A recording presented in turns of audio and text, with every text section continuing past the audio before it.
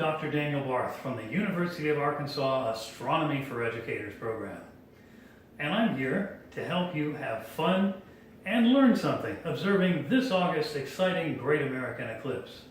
If you saw my last video, I showed you how to use a pair of binoculars to make a solar projector to see the moon's disk crossing the sun. And I also showed you a pair of those fancy futuristic looking eclipse glasses. But I've had people contact me and say, "Oh, Dr. Barth, I haven't been able to get a pair of eclipse glasses, and I don't have a pair of binoculars. Is it possible for me to observe the eclipse safely and have fun too?" Yes, it is. And I'm here to show you how to make your own low-cost solar projector. It turns out projecting an image of the sun is easier than you think. It can be done with something referred to as a pinhole camera. I'm going to make a pinhole camera today. I've got, well, this is a little paper container from some breadcrumbs, but you can use a plastic container from a yogurt cup. You can use a plastic cup, like a plastic drink cup that you get for a picnic. Lots of things can be used as long as it's a thin enough material that you can go ahead and poke a pin through it. Now I've got a sturdy T-pin here. A push pin works really well too. And what I'm going to do is go ahead, and this is cardboard so it's easy to punch through. I don't know if you can see here, but I've made a tiny pinhole. And having made a pinhole, when light comes through here and shines through, it will actually project an image of the sun.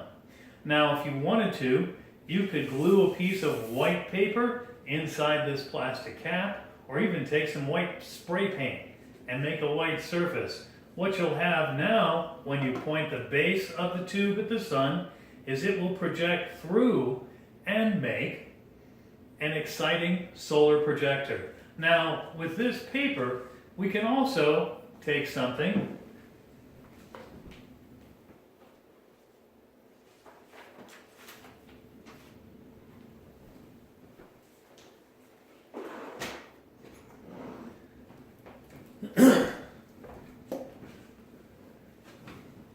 with this paper container, we can also do something exciting with a pair of scissors. I can go ahead and cut a notch into the side here, and then go ahead and cut across like so. Oops. Now I've done a little notch, so that now when I put the cap on, what I'll see is the sun's image will come down, and this gives me a little hood to look through and see the image. If I rotate this and point it down so I'm looking up, and this is pointed at the sun and I'm looking up into it, the interior here will be relatively dark, and the image of the sun will project and show very nicely. Now, how big an image will you get with something like this? Well, actually, the image will be quite small. It'll be smaller than your little pinky nail here. It'll be quite small, but you'll be able to distinctly see the moon's disk crossing the sun during this time. Now, you don't have to have a paper container. In fact, some of you who are handy may be familiar with a product called pegboard. It's kind of a fiberboard material with regular holes punched in it. We sometimes use it in a garage for putting hooks and hanging tools and things. If you have a piece of pegboard and hold it up, the light coming through the pegboard, you might expect to be little circles on the ground. But in fact, every hole makes a pinhole camera. So when you hold it up into the sun, it'll project onto the ground.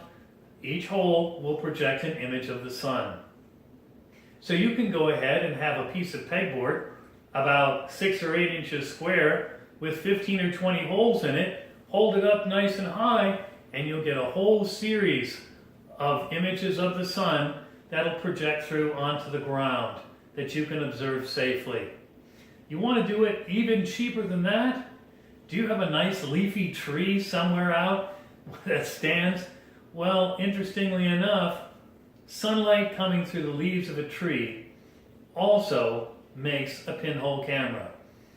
Now, During the summer, when we see this light dappling on the ground and we think, oh, sparkles of light shining through the tree. Did you know each spot is essentially round? And it's not round because the holes between the leaves are round. No. It's an image of the sun. It's round because the sun is round. During a solar eclipse, if you look at the shady area underneath the tree, you'll be astonished because instead of seeing dozens and dozens of small little circles of light, you'll see little crescents.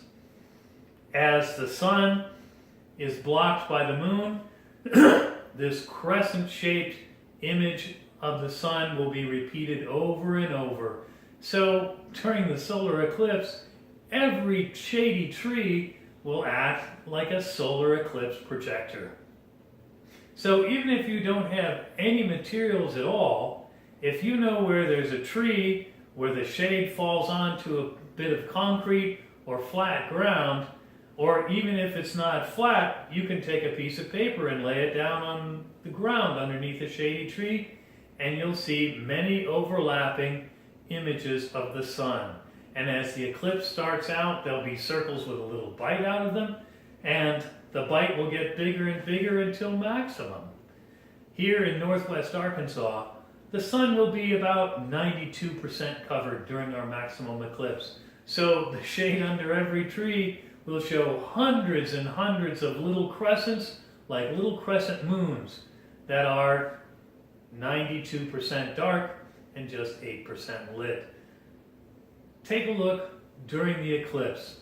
Explore your natural world. See the wonders around you. Most of all, have fun and be safe. This is Dr. Daniel Barth with the University of Arkansas Astronomy for Educators program, wishing you a great American solar eclipse. Thank you.